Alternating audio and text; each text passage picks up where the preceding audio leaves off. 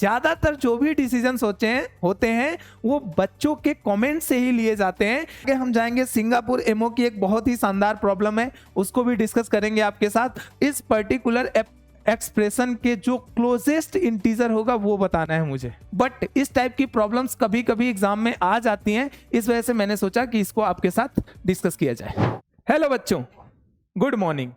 कैसे हैं आप लोग? उम्मीद करता हूं कि आप लोग जहां भी होंगे व्यस्त होंगे, मस्त होंगे और आपके आरएमओ की प्रिपरेशन बहुत ही अच्छी चल रही होगी। जैसा कि आपको पता है कि पीडब्ल्यूबी आपके लिए 1 डे 1 चैलेंज सीरीज लेके आया है, तो इससे भी आपको काफी अच्छी हेल्प मिल रही होगी। लेकिन आज के इस टॉपिक पे जो भी क्वेश्चंस मैं डिस्कस करूंगा उससे पहले आप लोगों से एक बात करनी है, बहुत ही जरूरी बात है, क्योंकि लास्ट वीडियो पे मैंने एक बच्चे का कमेंट पढ़ा था कि सर आईओक्यूएम के जो भी लेक्चर्स अपलोड हुए थे उसमें रिकरेंस की थ्योरी नहीं थी। तो अगर पॉसिबल है तो पहले थ्योरी पढ़ाइए और फिर हमें रिकरेंस पे क्वेश्चन सॉल्व कराइए। तो बेटा जैसा कि आपको पता है कि पीडब्ल्यू में आज भी सारे डिसीजंस बच्चों के कमेंट से ही लिए जाते हैं। ज्यादातर जो भी डिसीजंस होते हैं वो बच्चों के कमेंट से ही लिए जाते हैं। इस वजह से मैं आप लोगों से जस्ट इतना पूछना चाहता हूं कि क्या इसकी सच में जरूरत है। अगर जरूरत है तो एक बार मुझे कमेंट के माध्यम से आप लोग बताइए, ताकि मैं रिकरेंस की थ्योरी पे एक पूरी वीडियो आप लोगों के साथ शेयर कर पाऊं। ठीक है। और आज का जो टॉपिक है, आज के टॉपिक में जैसा कि आप लोगों को भी पता है कि आईओक्यूएम 2023 का जो पेपर था, आईओक्यूएम की हिस्ट्री का अब तक का सबसे टफेस्ट एग्जाम था और उसमें कुछ क्वेश्चंस ऐसे थे जिनके साथ नाइंसाफी हुई थी। नाइंसाफी का मतलब यह है कि 2 मार्क्स के क्वेश्चन थे जिनको सॉल्व करने में बहुत सारे कंसेप्ट्स की जरूरत है। बेसिकली वो 2 मार्क्स के होने नहीं चाहिए, या वो आईओक्यूएम के लेवल के हिसाब से मुझे लगता है कि वो क्वेश्चंस आरएमओ टाइप के थे, इसलिए उसमें से एक क्वेश्चन जो कि क्वेश्चन नंबर 10 आपको पता होगा, मैं आप लोगों के साथ डिस्कस करने वाला हूं। ठीक है बेटा, तो चलिए इस डिस्कशन को आगे बढ़ाते हैं। और इस प्रॉब्लम की सबसे खास बात यह है, इस प्रॉब्लम की सबसे खास बात यह है कि इसमें बहुत सारे कंसेप्ट यूज हो रहे हैं। कहीं ना कहीं शुरुआत में हमें रिकरेंस रिलेशन को भी सॉल्व करना है और उसके बाद से थोड़ा सा कॉम्प्लेक्स कंजुगेट को यूज करके हमें इस प्रॉब्लम को सॉल्व करना है। ठीक है। उसके आगे हम जाएंगे सिंगापुर एमओ की एक बहुत ही शानदार प्रॉब्लम है, उसको भी डिस्कस करेंगे आपके साथ। तो चलिए स्टार्ट करते हैं। जैसा कि आपके स्क्रीन पे दिख रहा है, ये पहली प्रॉब्लम आईओक्यूएम 2023 की प्रॉब्लम है। The sequence n is defined. A naught की वैल्यू अपने को क्या दी हुई है? ए नॉट की वैल्यू दी हुई है अपने को 1। ए नॉट की वैल्यू अपने को 1 दी हुई है। ठीक है। उसके बाद से मुझे A1 दिया हुआ है -4 और एक रिकर्सिव रिलेशन है an+2 equal to -4an+1 -7an for n greater than equal to 0। Recent problem है, तो उम्मीद करता हूं कि आप लोगों ने इसे ट्राई भी किया होगा। आप में से बहुत लोगों ने एग्जाम में भी इसका आंसर दिया होगा, या एग्जाम से आने के बाद आप लोगों ने इसको सॉल्व किया होगा घर पे। तो स्टार्ट करते हैं सीधा इसका डिस्कशन। क्वेश्चन पूछ क्या रहा है? क्वेश्चन पूछ रहा है find the number of positive integer divisors of a50 square minus a49 a51। तो अब सबसे पहले अपन को करना क्या है? अपने को ये जानना है, इस क्वेश्चन को अगर सॉल्व करना है तो सबसे पहले ये जानना है कि a50 square minus a49 a51 की वैल्यू क्या आएगी। और ये पॉसिबल तभी हो पाएगा जब हम इस रिकर्सिव रिलेशन को सॉल्व करें। ठीक है बेटा, तो क्या करते हैं, इसको स्टार्ट करते हैं सॉल्व करना। ठीक है, हमें एक रिकर्सिव रिलेशन दी हुई है an+2 is equal to -4 an+1 -7an। बेटा ये प्रॉब्लम तो आईओक्यूएम की है, लेकिन अगर इस प्रॉब्लम के लेवल को देखा जाए तो इसे हम आरएमओ की प्रॉब्लम से भी कंपेयर कर सकते हैं। इवन इनमो लेवल तक जा सकते हैं इस प्रॉब्लम को लेके हम। ठीक है। अब देखिए, ये सबसे बड़ी नाइंसाफी तो ये इस क्वेश्चन के साथ ये हुई है कि ये क्वेश्चन 2 मार्क्स में था। ठीक है। मुझे लगता है कि ये क्वेश्चन कम से कम 5 मार्क्स का होना चाहिए। कोई बात नहीं, अब जो हुआ वो हो गया, फिलहाल इसको सॉल्व करते हैं। ठीक है। तो अब मैं इसकी करेस्पॉन्डिंग कैरेक्टरिस्टिक इक्वेशन लिखूंगा। करेस्पॉन्डिंग कैरेक्टरिस्टिक इक्वेशन क्या हो जाएगी? करेस्पॉन्डिंग कैरेक्टरिस्टिक इक्वेशन हो जाएगी अपने पास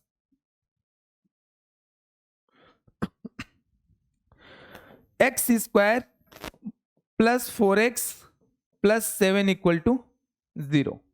x square plus 4x plus 7 equal to 0। ठीक है, इसके रूट्स क्या आएंगे? सिंस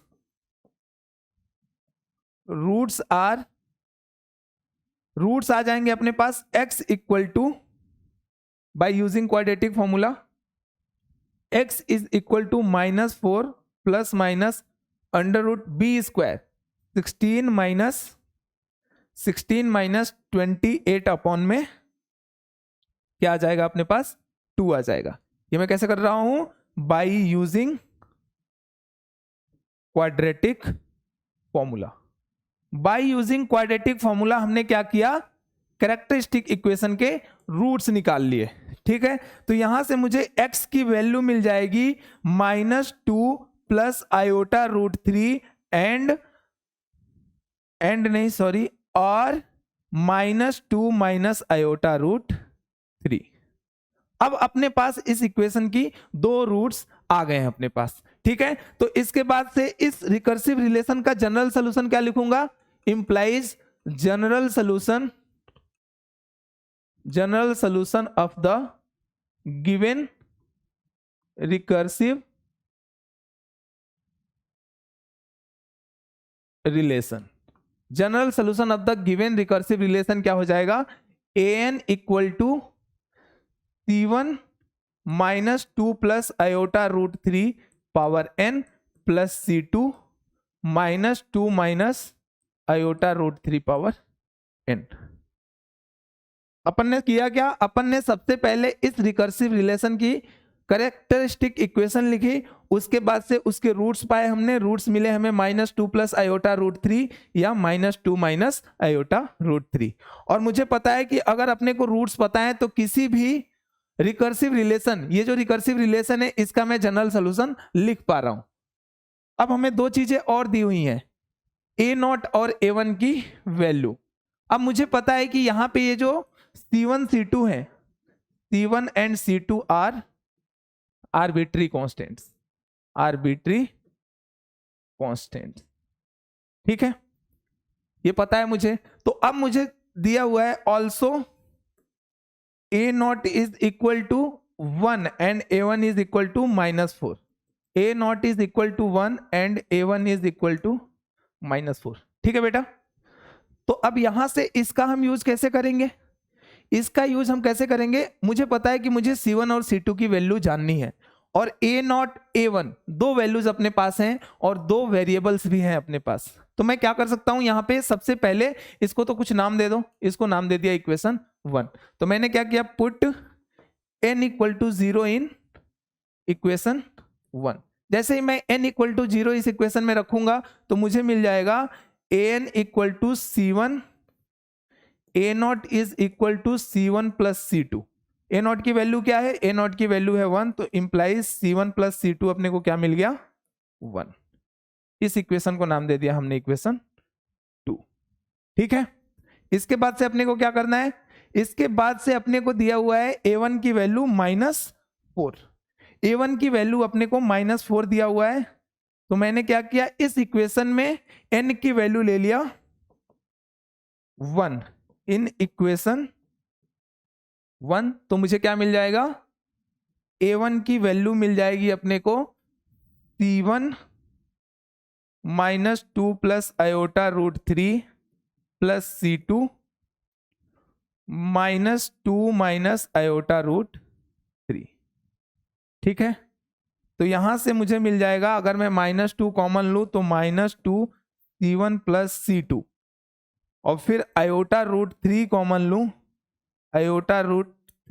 लूं, तो c1 माइनस c2।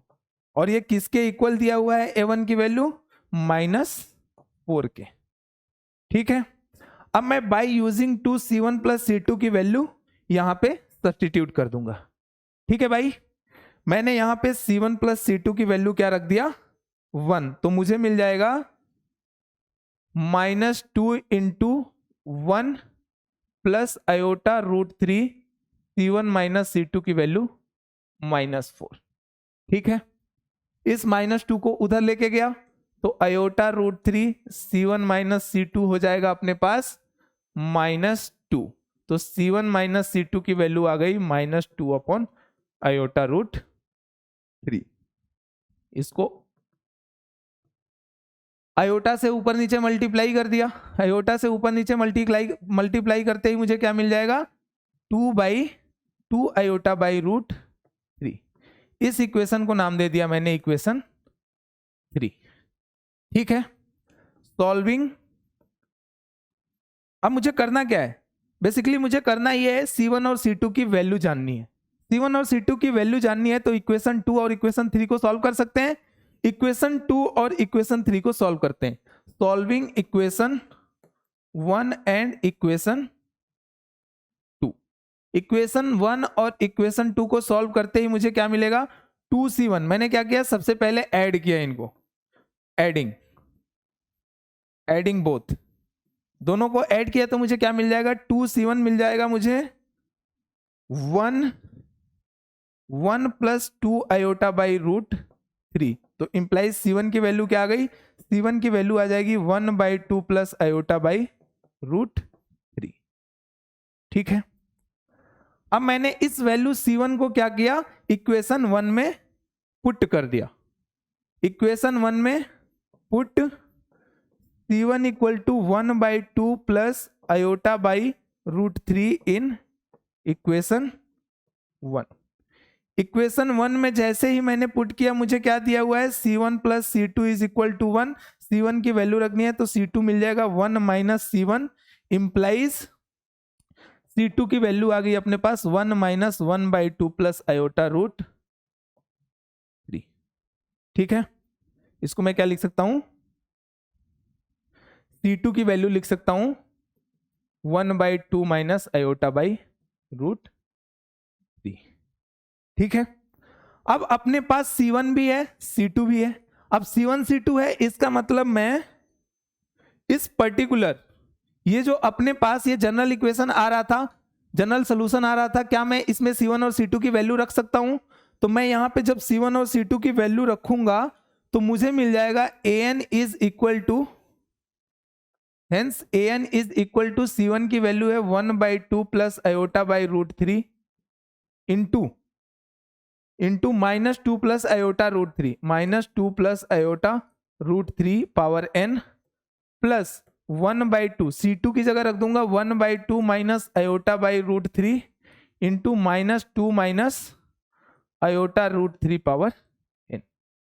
ठीक है बच्चों, तो ये अपना फाइनली हमें क्या मिल गया an, जो कि एक बहुत ही कॉम्प्लिकेटेड इक्वेशन दिख रही है। तो सोचना है कि इसके आगे क्या कर सकते हैं। अगर इस क्वेश्चन को इसके आगे सॉल्व करना है, जैसे मान लीजिए अगर मैं इसमें 50 पुट करूं तो 49 क्या बोला हुआ है अपने को बोला है A50 square minus A49 A51 की वैल्यू जानना है। इस जनरल सॉल्यूशन के हेल्प से A50 square minus A49 A51 की वैल्यू जानना है।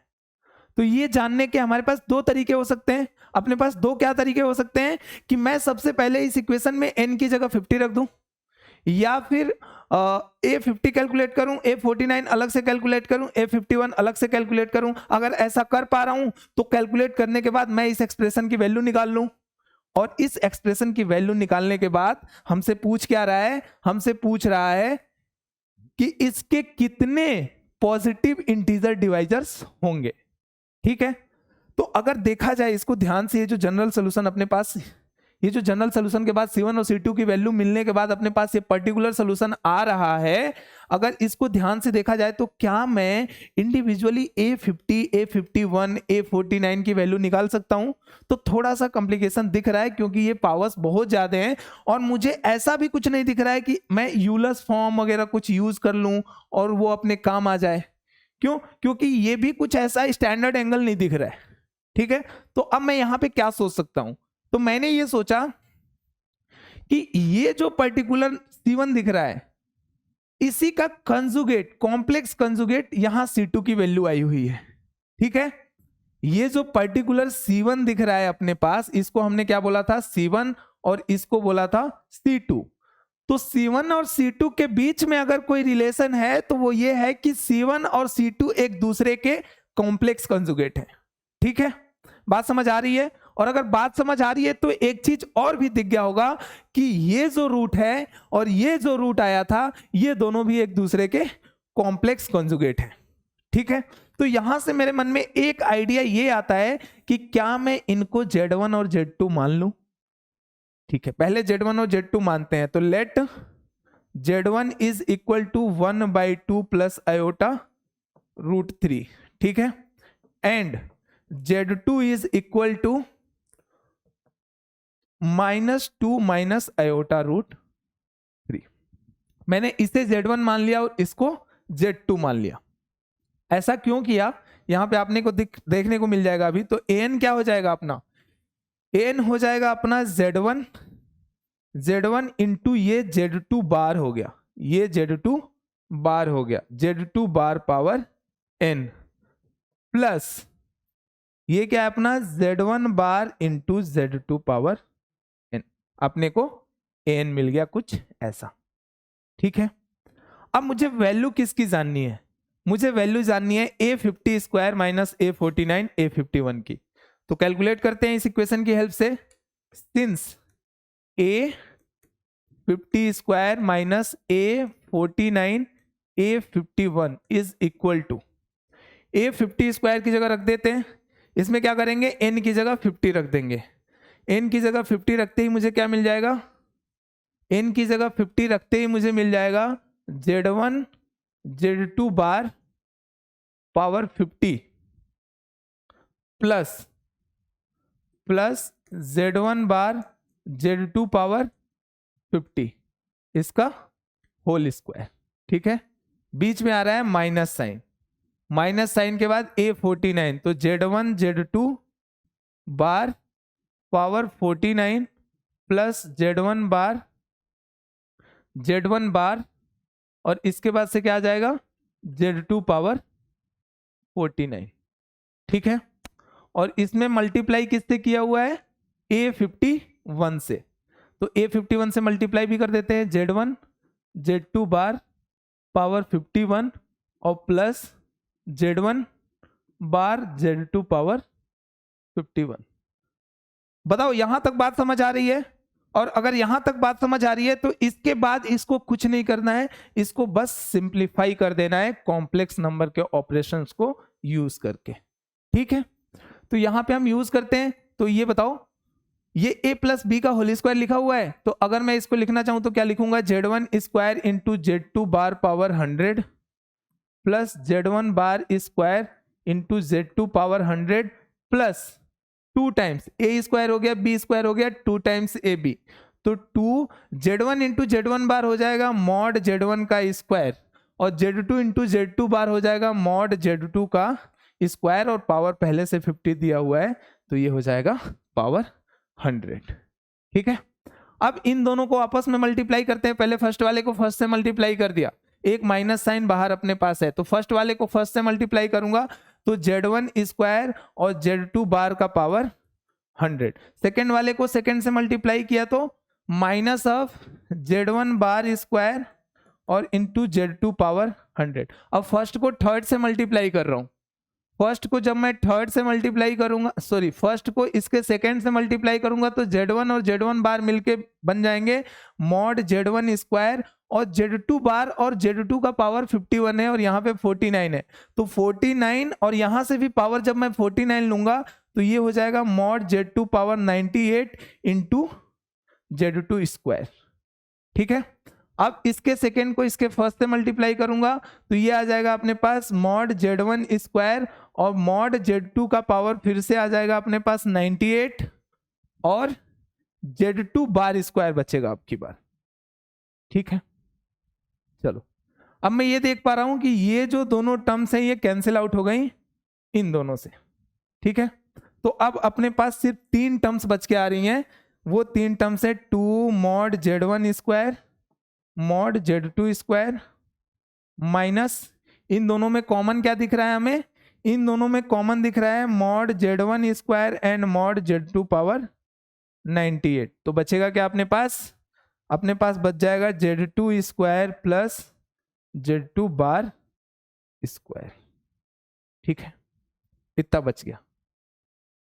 इसका मतलब यह है कि अपने पास A50 square minus A49, A51 की वैल्यू क्या आ गई, इसकी वैल्यू आ गई 2 mod Z1 square mod Z2 square minus mod Z1 square mod Z2 power, sorry ये स्क्वायर नहीं है, ये 100 है, सॉरी ये 100 है, तो मॉड Z2 पावर 98 और ये हो गया अपने पास Z2 square plus Z1 Z2 square का।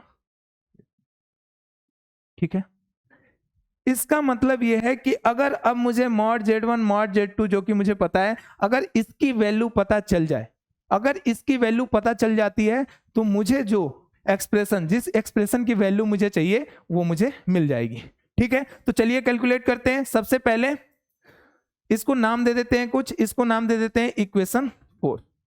ठीक है, अब देखो सिंस Z2 क्या है अपने पास, -2 माइनस आयोटा रूट 3, Z2 अपने पास ये है, और Z2 बार क्या है, -2 प्लस आयोटा रूट 3।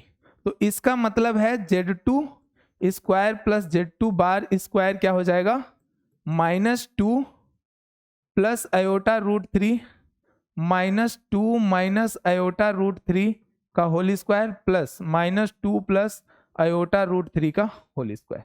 यहां से मुझे मिल जाएगा 4 -2 और प्लस 4 आयोटा रूट 3, और यहां मुझे मिल जाएगा 4 - 3 माइनस 4 आयोटा रूट 3। ठीक है, ये दोनों कैंसिल हो गए, यहां से आया 1 और यहां से आया 1, तो मुझे मिल गई इसकी वैल्यू 2 के इक्वल। मतलब Z2 स्क्वायर प्लस Z2 बार का जो स्क्वायर आया वो मुझे मिला 2 के इक्वल। ऑल्सो मॉड Z2 क्या होगा, मॉड Z2 हो जाएगा अपने पास √4 + 3 दैट इज इक्वल टू √7। ठीक है, ये भी हो गया। Since again since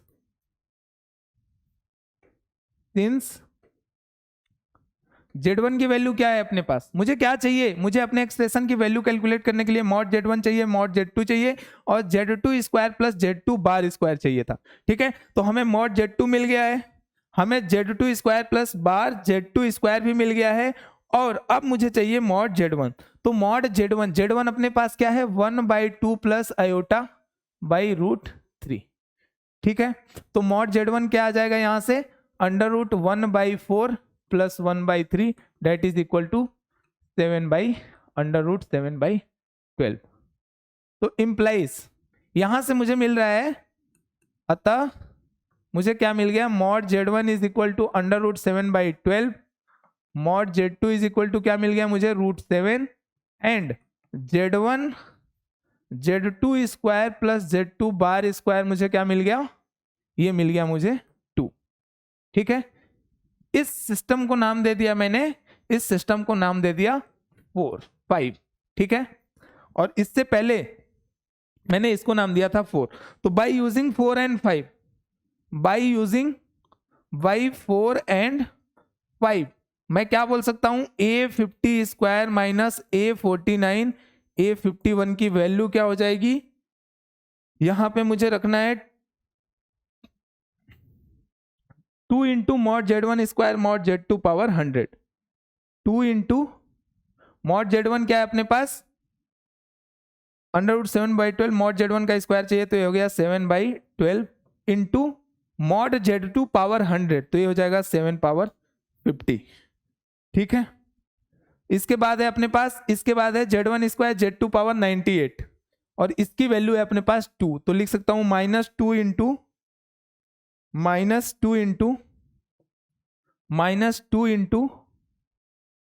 7/12 7/12 into 7 power 49, 7/12 into 7 power 49।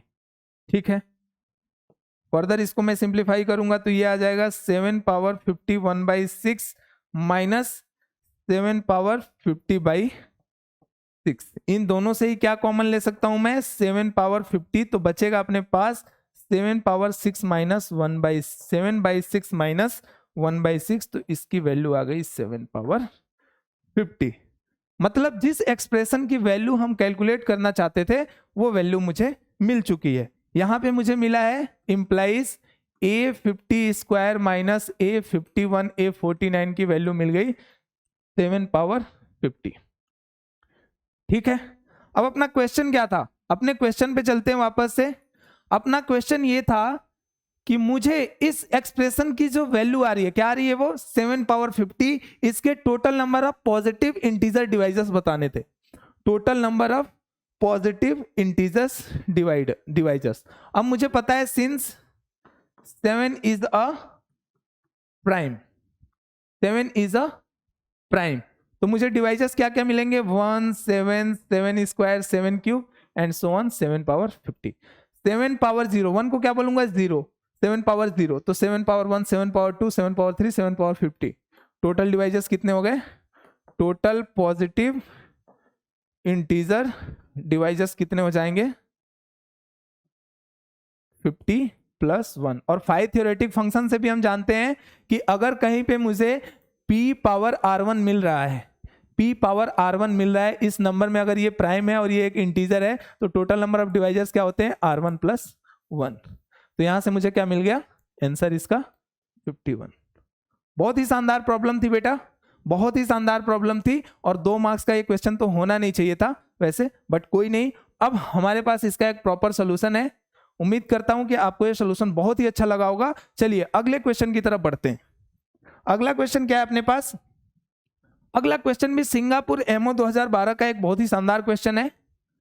हालांकि इसमें बहुत ज्यादा सोचना भी नहीं है, थोड़ी सी कैलकुलेशन है और बहुत लेंदी सोल्यूशन भी नहीं है इसका, बट इस टाइप की प्रॉब्लम्स कभी कभी एग्जाम में आ जाती हैं, इस वजह से मैंने सोचा कि इसको आपके साथ डिस्कस किया जाए।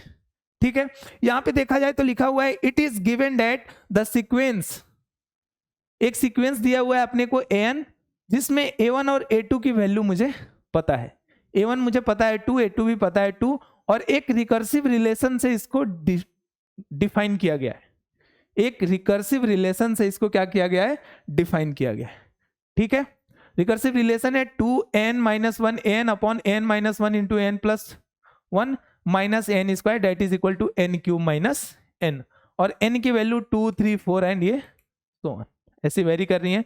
बोला है कि फाइंड इंटीजर, मुझे वो इंटीजर बताना है that is closest to the value, ये जो पर्टिकुलर वैल्यू, इसकी जो वैल्यू आनी है उसके सबसे क्लोज है, वो वैल्यू बतानी है अपने को।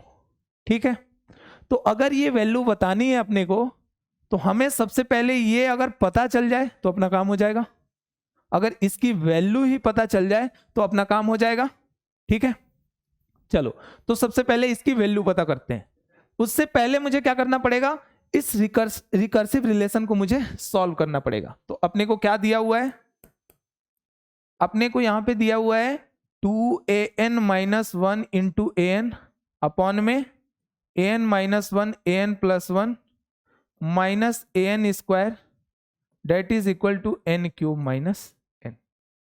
ठीक है, अब अगर ध्यान से इसको देखा जाए, इसको अगर ध्यान से देखा जाए तो मैं अभी इसमें, क्योंकि यहां न्यूमरेटर में मल्टीप्लिकेशन है और डिनोमिनेटर क्या है, सब्सट्रैक्शन दिया हुआ है, और इधर भी मुझे एक ऐसी टर्म दिख रही है जिसको मैं फैक्टराइज कर सकता हूं n into n minus 1 into n plus 1। क्या लिखा हुआ है, ये लिखा हुआ है n cube minus 1 right hand side में। तो यहां से मैं अगर n कॉमन लूंगा तो मुझे मिल जाएगा n स्क्वायर माइनस 1, इसको फर्दर n स्क्वायर माइनस 1 को मैं n प्लस 1 n माइनस 1 लिख सकता हूं। अगर मैं इसको एक ऑर्डर में लिखूं तो लिखूंगा n minus 1 into n plus 1। ठीक है, इतनी बात तो हमें चमक रही है। इसके अलावा अगर मैं इसका रेसिप्रोकल लेता हूं, क्योंकि इससे मुझे खास कोई दिक्कत है नहीं, अगर मैं इसका रेसिप्रोकल लेता हूं तो शायद मुझे कुछ हेल्प मिलने वाली है। तो मैंने क्या किया, इसका रेसिप्रोकल ले लिया, ये क्या है वैल्यूज n 2 3 4 एंड सो। ठीक है, इसका क्या किया, रेसिप्रोकल ले लिया दोनों साइड, और जैसे ही मैं रेसिप्रोकल लूंगा क्या आएगा, an-1 an plus 1 minus an square upon में 2an-1 an upon one upon इसको लिख दिया n minus one n into n plus one. ठीक है, यहां तक मैं पहुंच गया। अब मैं इसको क्या करूं, अलग अलग लिख दूं अगर, तो an माइनस वन से an माइनस वन खत्म हो जाएगा। ठीक है, चलो लिख देते हैं। तो अगर मैं जब इसको अलग अलग लिखूंगा तो अपने पास आ जाएगा 2an minus one an upon क्या आएगा, अपने पास आ जाएगा an minus one an plus, sorry कुछ गलत लिख रहा हूं, अपने पास आ जाएगा an minus one an plus one, an minus one an plus one upon two an minus one an minus one an और माइनस an स्क्वायर अपॉन में 2an minus one an that is equal to 1 upon n minus one n into n plus one. ठीक है, चलो इसके बाद से मैं इस an माइनस वन से इस n माइनस वन को कैंसिल करूंगा तो अपने पास बचेगा an plus one upon an 2an that is equal, sorry minus an से an एक कैंसिल आउट हुआ तो ये बचा an upon an minus one 2 time. ठीक है, that is equal to 1 upon n minus one n and n plus one. अब ऐसी कोई भी सीरीज दी हुई हो, जैसे समेशन लगा होता है यहाँ पे, तो मैं क्या करता हूँ, बड़े वाले का छोटे वाले का डिफरेंस चेक करता हूँ। तो यहाँ आ रहा है n plus one n minus one 2 के इक्वल, तो ये 2 मैं एक काम कर सकता हूँ, उधर लेके जा सकता हूँ। तो यहां से इस 2 को जब मैं दूसरी साइड लेके जाऊंगा तो मैं क्या लिखूंगा, यहां आ जाएगा ये 2। ठीक है, ठीक है, तो अब मैं वापस से इसको क्या लिख सकता हूं, an plus one upon an minus an upon an minus one that is equal to n plus one minus n minus one upon n minus one into n plus one. ऐसा लिख सकता हूं क्या? चलो अगर ऐसा लिख सकता हूं तो इसके बाद से मुझे एक चीज और दिख रही है कि अगर मैं n की वैल्यूज रखते जाऊं, क्यों, क्योंकि मुझे पता है n की वैल्यूज कहां से कहां तक है, 2 3 4 एंड सो ऑन। n की वैल्यूज क्या है, 2 3 4 and so on, 2 3 4 and so on. तो सबसे पहले मैंने क्या किया, इसमें n की वैल्यू रख दिया 2। जब मैं n की वैल्यू 2 रखूंगा, n की वैल्यू जब 2 रखूंगा तो मुझे क्या मिल जाएगा, a3 upon a2, a3 upon a2 minus a2 upon a1, a2 upon a1 that is equal to 2 रख रहा हूं।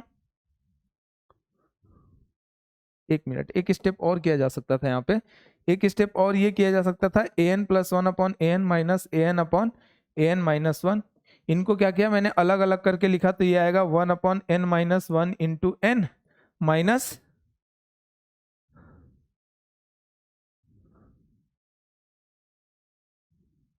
n प्लस वन से n प्लस वन खत्म, हाँ 1 upon n into n plus one. ठीक है, n की वैल्यू है अपनी 2 3 4 and so on.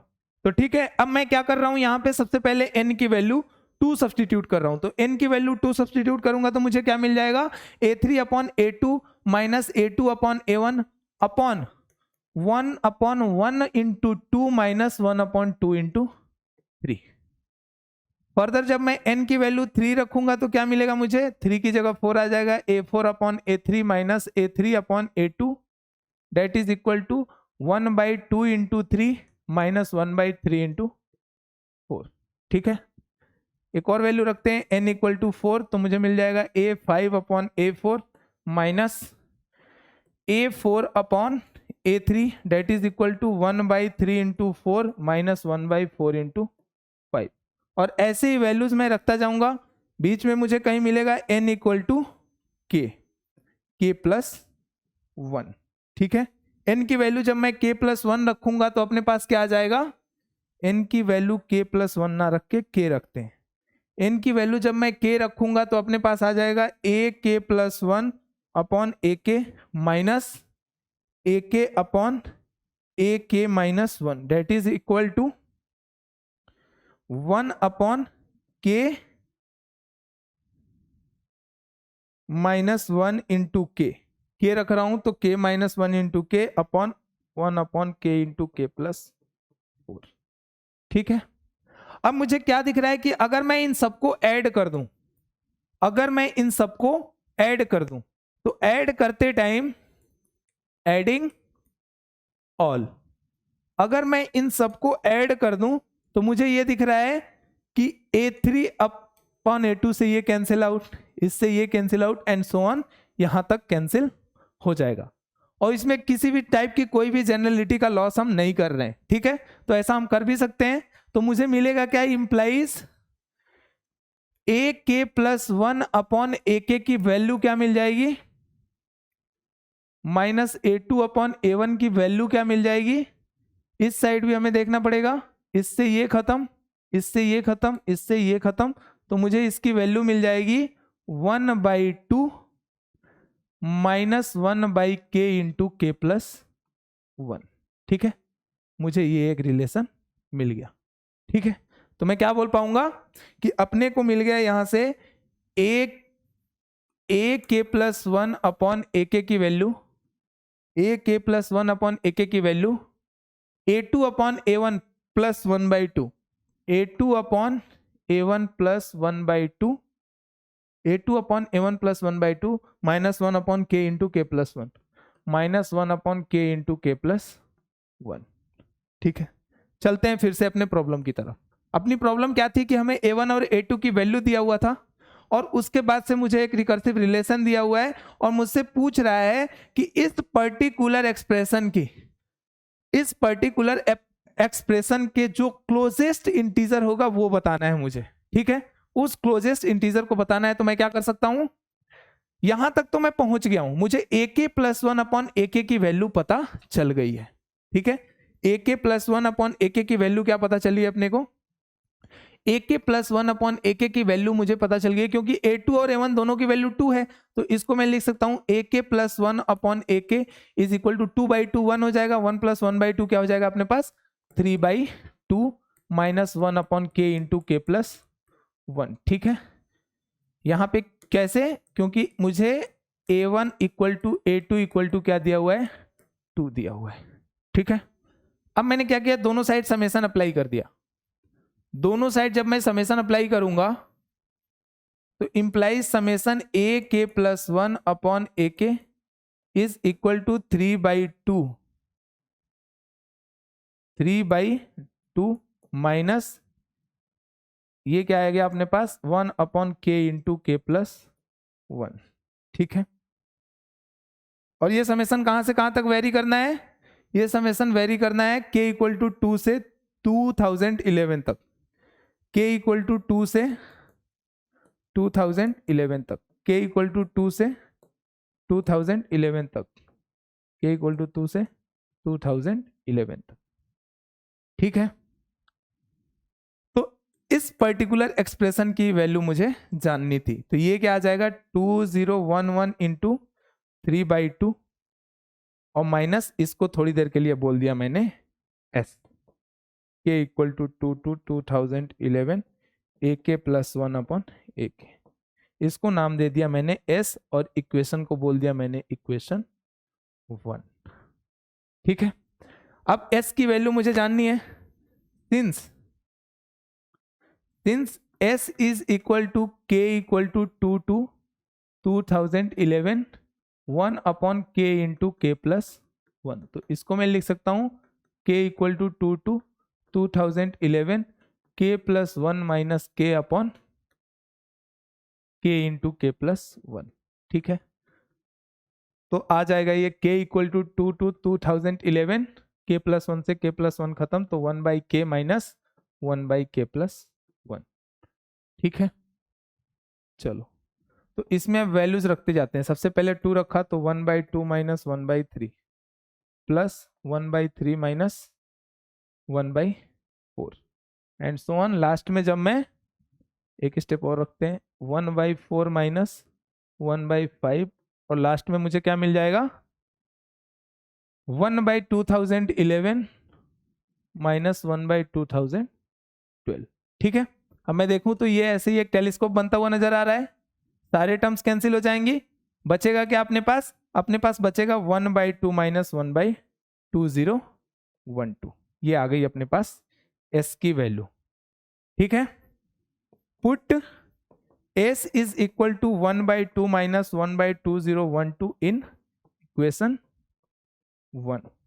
What we get यहां से मुझे क्या मिलेगा, summation k equal to 2 to 2011 ak plus 1 upon ak की वैल्यू क्या मिल जाएगी, जब मैं इस इक्वेशन में पुट करूंगा s की वैल्यू तो मुझे मिल जाएगी ये 2011 इंटू 3/2, 2011 इंटू 3/2, 2011 इंटू 3/2 और s की वैल्यू है 1/2 minus 1 by,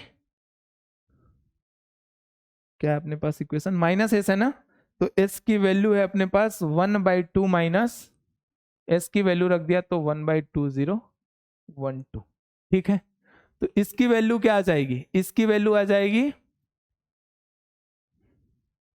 1/2011 into 3/2 minus 1/2 plus 1/2012।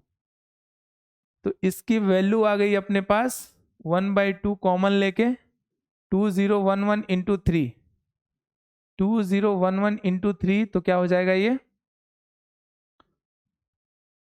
6033 और माइनस 1 और प्लस 1 अपॉन 2012, 6022/2, 6032/2 प्लस 1 अपॉन 2012। ये वैल्यू क्या आ जाएगी अपने पास 3016 प्लस 1 अपॉन 2012।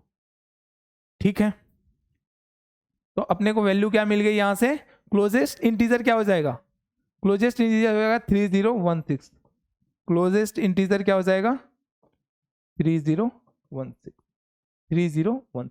एक बार फिर से और इस क्वेश्चन को रिकैप कर देता हूं मैं। अपने पास दिया क्या हुआ था, एक रिकर्सिव रिलेशन दिया हुआ था और मुझे a1 और a2 की वैल्यू दी हुई थी और मुझे पूछ रहा था कि summation ak plus 1 upon ak where k is varying from k equal to 2 to 2011। तो इसके सबसे क्लोजेस्ट इंटीजर कौन सा होगा, तो अगर मुझे ये जानना है तो या तो मुझे ये पता चल जाए या फिर ये पूरे समेशन की वैल्यू पता चल जाए, अपना काम हो जाएगा। तो मैंने सबसे पहले क्या किया, इस रिकर्सिव रिलेशन को सॉल्व किया। इस रिकर्सिव रिलेशन को सॉल्व करने के लिए मुझे ये दिख रहा था कि अगर इसका रेसिप्रोकल ले लूं तो अपन को इसके फैक्टर्स पता है, तो रेसिप्रोकल लेने के बाद मैंने इसमें n की वैल्यू सब्स्टिट्यूट कर दी तो मुझे एक पूरा टेलीस्कोप बनता हुआ दिखा। मैंने सबको ऐड किया, n की अलग अलग वैल्यूज के लिए सबको ऐड किया तो मुझे सीधा सीधा जाके मिला ak प्लस 1 अपॉन ak, और मुझे यही चाहिए भी था। अगर यही चाहिए था, इसके बाद से मैंने इस पे समेशन अप्लाई कर दिया, k की वैल्यू 2 से 2011 तक ले लिया। उसके बाद से मुझे कुछ ऐसा मिला। मैंने क्या किया, इस पर्टिकुलर को s मान के, इस पर्टिकुलर को मैंने क्या किया s मान लिया और इसको मुझे सॉल्व करना आता है। इसकी वैल्यू मैंने कैलकुलेट कर लिया और वापस से उसी इक्वेशन में सब्स्टिट्यूट कर दिया। सब्स्टिट्यूट करने के बाद जो मुझे फाइनल आंसर आया अपने पास ak plus 1 upon ak, summation ak plus 1 upon ak का, वो आया कुछ हमें 3016 प्लस 1/2012। और मुझसे पूछ क्या रहा है, मुझसे पूछ रहा है कि इसके सबसे क्लोजेस्ट इंटीजर कौन सा होगा, तो इसके सबसे क्लोजेस्ट इंटीजर कौन सा होगा 3016। तो अपना फाइनल आंसर क्या हो जाएगा 3016। ठीक है बेटा, समझ आई ये बात। तो उम्मीद करता हूं कि आप लोगों को ये प्रॉब्लम्स, दोनों ही प्रॉब्लम्स बहुत ही अच्छी लगी होंगी और बहुत अच्छे से समझ आया होगा। और इसी के साथ आज की ये जो वीडियो थी इसको यहीं खत्म करते हैं। और बेटा मुझे एक और बात आप लोगों से करनी है कि ये जो PW की सीरीज चल रही है ये आप लोगों को कैसे हेल्प पहुंचा रही है, एक बार कमेंट के माध्यम से बताइए। और अगर इसमें कुछ और चेंजेस करने की जरूरत है तो हम आपके कमेंट से ही समझ सकते हैं कि आप लोग क्या चेंजेस चाहते हैं। तो प्लीज एक बार कमेंट करके अपनी बातों को हम तक पहुंचाएं। PW हमेशा आपके लिए आपके साथ खड़ा है। थैंक यू सो मच बेटा।